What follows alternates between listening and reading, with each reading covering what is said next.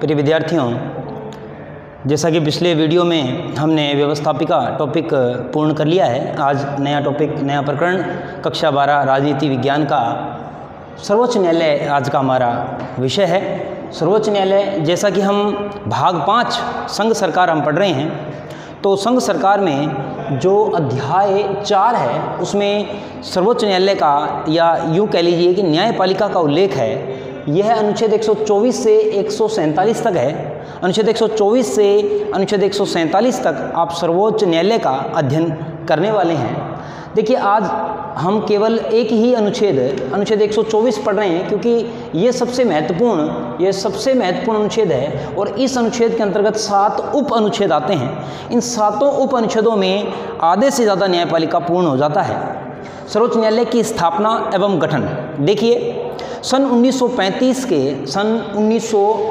के भारत शासन अधिनियम में संघीय न्यायालय की व्यवस्था की गई थी। संघीय न्यायालय जिसकी स्थापना 1937 में कर दी गई। देखिए, संघीय न्यायालय जो है वो भारत संघ के गठन का जो प्रयास 1935 के अधिनियम में किया गया, उस संघीय व्यवस्था के लिए जो ब्रिटिश भारत कहलाता था, उसके लिए 1937 में संघीय न्यायालय ने कार्य करना प्रारंभ कर दिया था। इसी संघीय न्यायालय को 26 जनवरी 1950 जब संविधान लागू हुआ, तब सर्वोच्च न्यायालय नाम दिया गया। और सर्वोच्च न्यायालय ने 28 जनवरी से कार्य करना प्रारंभ कर दिया था। 28 जनवरी 1950 को सर्वोच्च न्यायालय ने कार्य करना प्रारंभ कर दिया था। न्यायपालिका के संदर्भ में भारत में एक एकीकृत सोपानिक व्यवस्था है। न्यायपालिका की एक एकीकृत सोपानिक व्यवस्था है, नीचे से ऊपर की ओर चलती हुई। डिस्ट्रिक्ट कोर्ट, हाई कोर्ट और सुप्रीम कोर्ट। केंद्र में, न्यायपालिका के केंद्र में समस्त और अंतिम निर्णयों का जो स्रोत है वो है सर्वोच्च न्यायालय।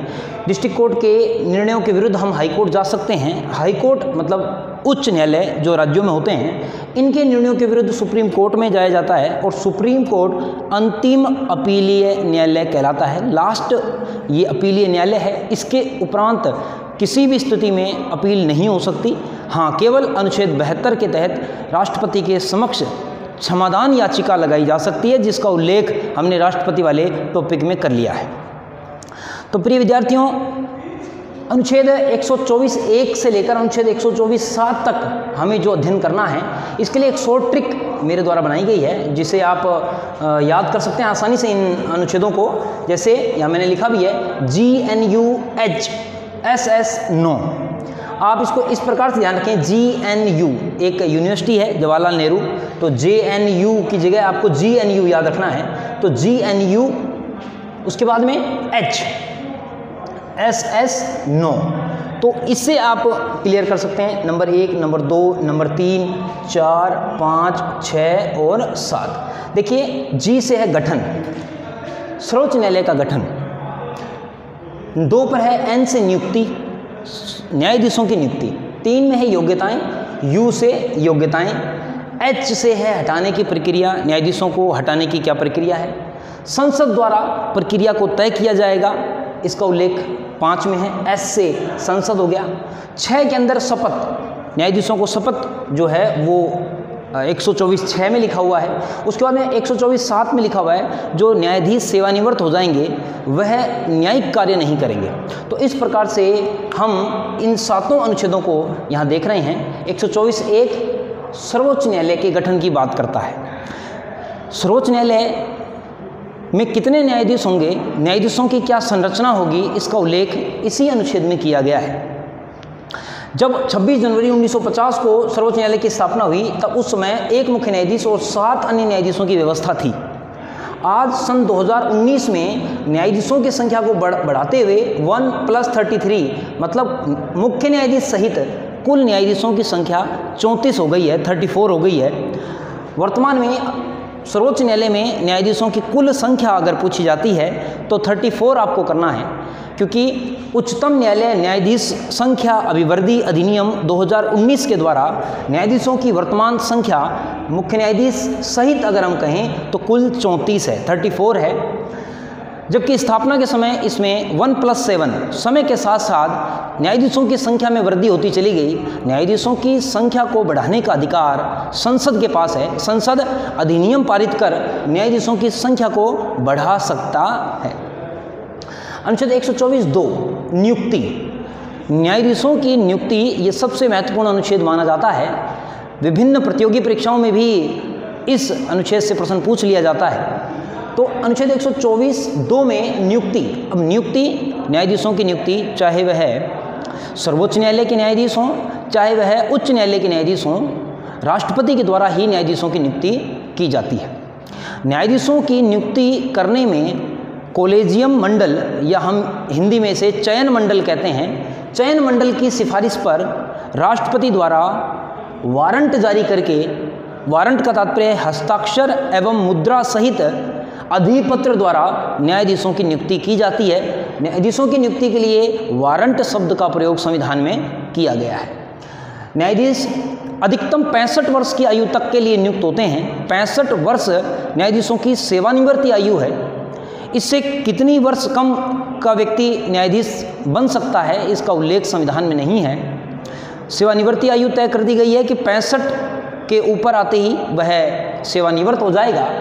नियुक्ति के संदर्भ में 4 न्यायाधीश केस हमें पढ़ने को मिलते हैं। प्रथम न्यायाधीश मामला, द्वितीय न्यायाधीश मामला, ये सुप्रीम कोर्ट में वाद जो हैं, उन सुप्रीम कोर्ट में सर्वोच्च न्यायालय से संबंधित ही जो वाद आए उन्हें प्रथम न्यायाधीश मामला 1982, द्वितीय न्यायाधीश मामला 1993, तृतीय न्यायाधीश मामला 1998, चतुर्थ न्यायाधीश मामला 2015, इन्हें इस प्रकार से जाना जाता है। इन 4 मामलों में सर्वोच्च न्यायालय ने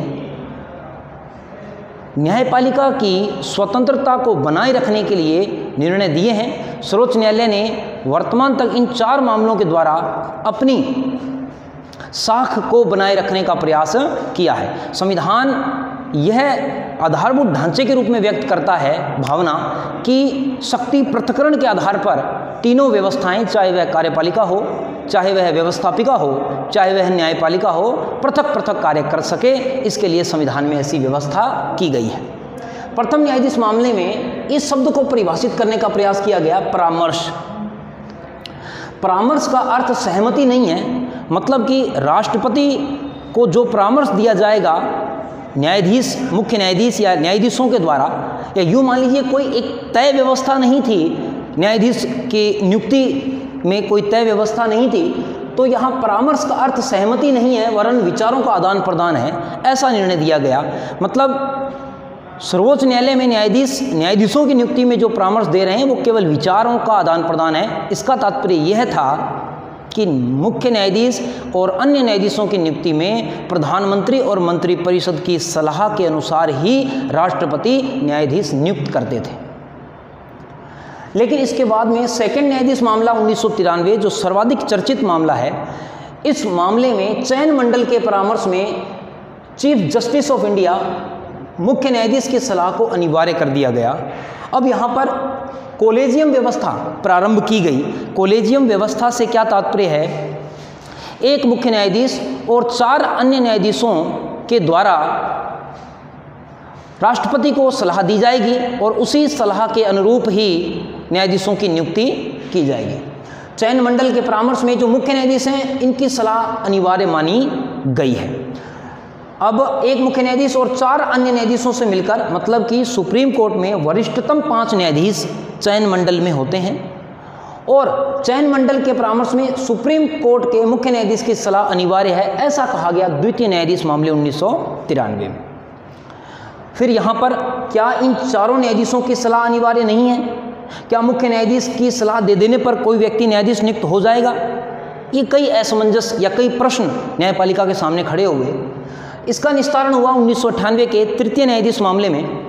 परामर्श प्रक्रिया में सुप्रीम कोर्ट के मुख्य न्यायाधीश द्वारा बहुसंख्यक न्यायाधीशों अर्थात जो 4 अन्य न्यायाधीश हैं, इन 4 न्यायाधीशों का परामर्श भी अनिवार्य कर दिया गया। इसका मतलब अकेले मुख्य न्यायाधीश के हाँ कह देने मात्र से न्यायाधीश नियुक्त नहीं हो सकता। अब अन्य 4 न्यायाधीश भी, इसका मतलब जब 5 न्यायाधीश एक मत हों तो ऐसी स्थिति में बहुसंख्यक न्यायाधीशों के निर्णय से राष्ट्रपति न्यायाधीशों की नियुक्ति कर सकेंगे। और साथ ही साथ 1993 वाले इस द्वितीय मामले में यह भी कह दिया गया कि जो वरिष्ठतम न्यायाधीश होगा उसी को ही भारत की सर्वोच्च न्यायालय में मुख्य न्यायाधीश नियुक्त किया जाएगा। वरिष्ठता का उल्लंघन नहीं किया जा सकता, ऐसा 1993 के मामले में ये व्यवस्था कर दी गई थी। और 1998 के मामले में परामर्श में बहुसंख्यक न्यायाधीश मतलब 1+4, एक मुख्य न्यायाधीश और 4 अन्य न्यायाधीश मतलब कोलेजियम मंडल की सिफारिश को अनिवार्य कर दिया गया। फिर चौथा न्यायाधीश मामला 2015 में आया, जो कि NJAC national judiciary appointment committee, राष्ट्रीय न्यायिक नियुक्ति आयोग, जिसका कि गठन, राष्ट्रीय न्यायिक नियुक्ति आयोग का गठन 99वें संवैधानिक संशोधन 2014 के द्वारा मोदी सरकार द्वारा किया गया और संविधान में एक नया अनुच्छेद 124 क जोड़ दिया गया और इसमें ये व्यवस्था कर दी गई कि अब कॉलेजियम सिस्टम से न्यायाधीशों की नियुक्ति नहीं होगी, इसके लिए एक न्यायिक नियुक्ति आयोग होगा और इस न्यायिक नियुक्ति आयोग में एक अध्यक्ष और 5 अन्य सदस्य होंगे। एक अध्यक्ष जो होगा वो मुख्य न्यायाधीश होगा और 5 अन्य सदस्यों में 2 न्यायाधीश होंगे, एक भारत सरकार के कानून या विधि मंत्री और 2 अन्य व्यक्ति होंगे और इन अन्य व्यक्तियों की नियुक्ति 3 लोग मिलकर करेंगे। इन तीनों में chief justice of India, Bharat के मुख्य न्यायाधीश, प्रधानमंत्री और विपक्ष के नेता, ये 3 व्यक्ति मिलकर इन 2 अन्य व्यक्तियों की नियुक्ति कर देंगे।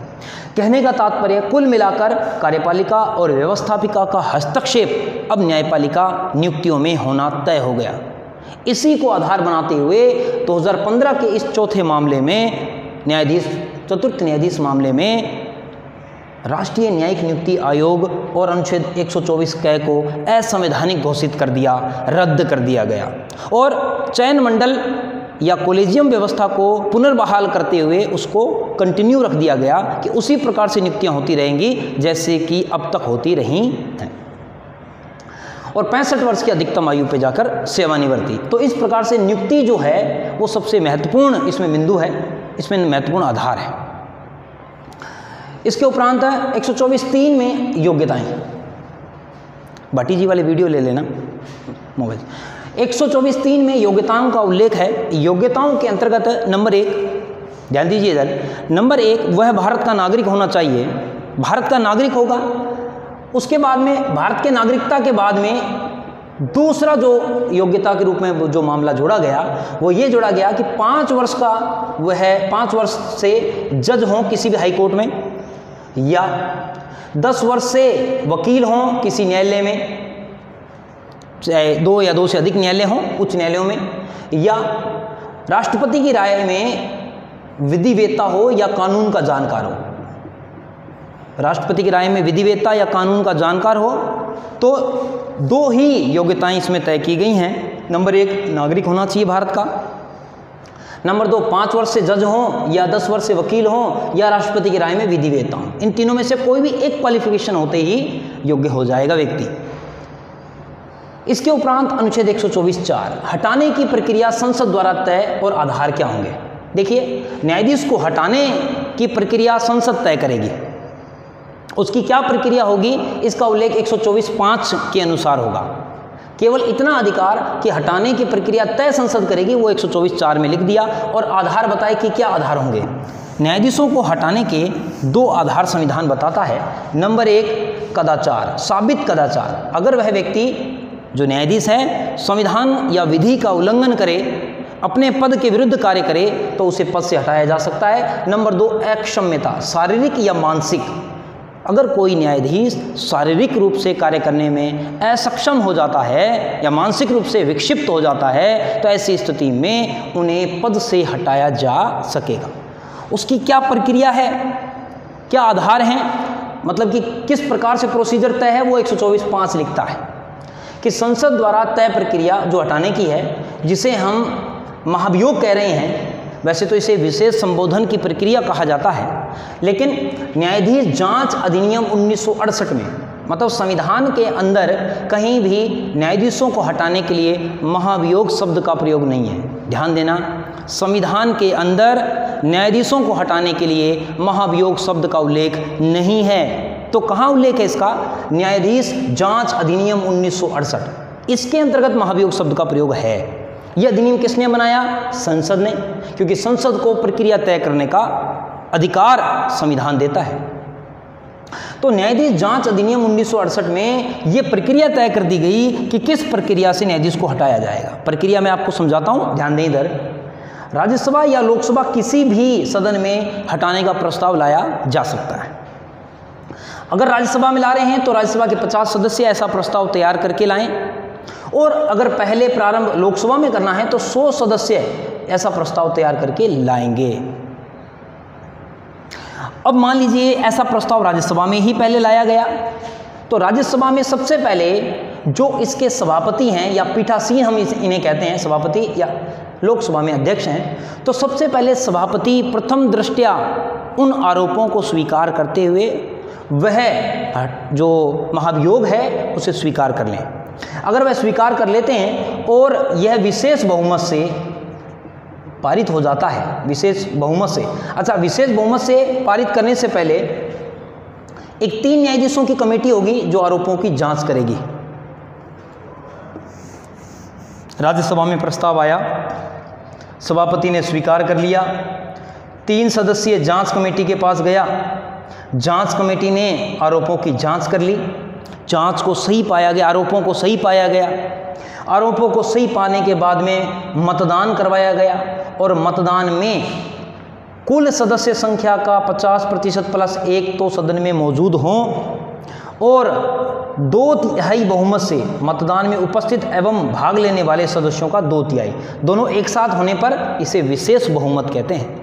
विशेष बहुमत से यह प्रस्ताव पारित होकर दूसरे सदन में जाएगा, दूसरे सदन में भी 2/3 बहुमत से, और जो विशेष बहुमत है इससे पारित अगर हो जाता है और राष्ट्रपति हस्ताक्षर कर देते हैं, तो राष्ट्रपति के हस्ताक्षर करने के दिन से अमुक न्यायाधीश को पद से हटा हुआ माना जाएगा। तो न्यायाधीश जांच अधिनियम 1968 महाभियोग की प्रक्रिया बताता है, और महाभियोग की प्रक्रिया तय करता है संसद। क्या है प्रक्रिया? राज्यसभा या लोकसभा किसी में भी प्रस्ताव लाया जा सकता है। राज्यसभा में लाने के लिए 50 सदस्य है, लोकसभा के लिए 100 सदस्य है, सभापति स्वीकार कर लें। नंबर 2 पर 3 सदस्यीय जो कमेटी है, 3 सदस्यीय कमेटी में तीनों न्यायाधीश होते हैं, 3 सदस्यीय कमेटी है, जांच कर ले, आरोपों को सही पाए जाने पर नंबर 3 पर मतदान करवा ले, और विशेष बहुमत से पारित हो जाने पर दूसरे सदन में भेज दे, और दूसरे सदन में भी विशेष बहुमत से प्रस्ताव पारित हो जाने पर राष्ट्रपति के पास भेज दे, और राष्ट्रपति हस्ताक्षर कर दें, और हस्ताक्षर करने के दिन से न्यायाधीश को पद विमुक्त माना जाएगा। तो इस आधार से संसद ये प्रक्रिया तय करती है, और उल्लेख न्यायाधीश जांच अधिनियम 1968 में किया गया है। अगला है अनुच्छेद 124(6) शपथ। राष्ट्रपति न्यायाधीश को पद की शपथ दिलाएंगे। राष्ट्रपति या राष्ट्रपति द्वारा नियुक्त कोई व्यक्ति, ये शब्द संविधान में लिखा हुआ है, राष्ट्रपति या राष्ट्रपति द्वारा नियुक्त व्यक्ति न्यायाधीशों को पद की शपथ दिलाते हैं, और प्रारूप लिखा हुआ है अनुसूची 3 में। अनुसूची 3 में न्यायाधीशों की पद की शपथ का प्रारूप है। तो आपको ध्यान होना चाहिए कि सुप्रीम कोर्ट के मुख्य न्यायाधीश को तो स्वयं राष्ट्रपति पद की शपथ दिलाते हैं, और उसके बाद में राष्ट्रपति सुप्रीम कोर्ट के मुख्य न्यायाधीश को अपनी ओर से ये नियुक्ति दे देते हैं कि अब आप अन्य न्यायाधीशों को पद की शपथ दिलाएंगे। तो अन्य न्यायाधीशों को पद की शपथ चीफ जस्टिस ऑफ इंडिया के द्वारा दिलाई जाती है। किसकी ओर से? राष्ट्रपति की ओर से। ऐसा संविधान के अनुच्छेद 124(6) में लिखा हुआ है। शपथ दिलाने के उपरांत अनुच्छेद 124(7) में क्या लिखा हुआ है कि न्यायाधीश जब 65 वर्ष की आयु में सेवानिवृत्त हो जाते हैं, तो सेवानिवृत्ति के उपरांत वह किसी भी न्यायालय में न्यायिक कार्य नहीं करेंगे, वकालत नहीं करेंगे, वकील के रूप में कार्य नहीं करेंगे, प्रैक्टिस नहीं करेंगे। लेकिन अगर राष्ट्रपति से पूर्वानुमति वो ले लेते हैं, तो निकट रक्त संबंधी हेतु वह किसी केस की पैरवी कर सकते हैं। राष्ट्रपति की पूर्वानुमति के बिना ऐसा वो नहीं कर सकते। तो एक बार मैं आपको पुनः इसका अवलोकन करवा दूं। 124(1) जी फॉर गठन। किसका गठन? सुप्रीम कोर्ट का। इसमें न्यायाधीशों की संख्या का उल्लेख है। 124(2) में नियुक्ति, एन से नियुक्ति, किसकी नियुक्ति? न्यायाधीशों की। 124(3) में योग्यता, किसकी योग्यता? न्यायाधीशों की। पद नियुक्ति हेतु क्या योग्यताएं होंगी? फिर उसके बाद में हटाने की प्रक्रिया और आधार क्या है। उसके बाद में संसद क्या करती है, जांच अधिनियम बना सकती है, प्रक्रिया के लिए अधिनियम बना सकती है। 124(6) में शपथ कौन दिलाएगा, राष्ट्रपति दिलाएगा। फिर नो का मतलब नहीं, न्यायाधीश न्यायिक कार्य नहीं कर सकते हैं। तो प्रिय विद्यार्थियों, आज का हमारा टॉपिक जो है न्यायाधीशों के अंतर्गत न्यायपालिका का अनुच्छेद 124 आपने पढ़ा। इसके उपरांत कल हम अनुच्छेद 125, 126 और 127 का हम उल्लेख करेंगे। जय हिंद, जय भारत। अपनी तैयारियां बनाए रखें। धन्यवाद।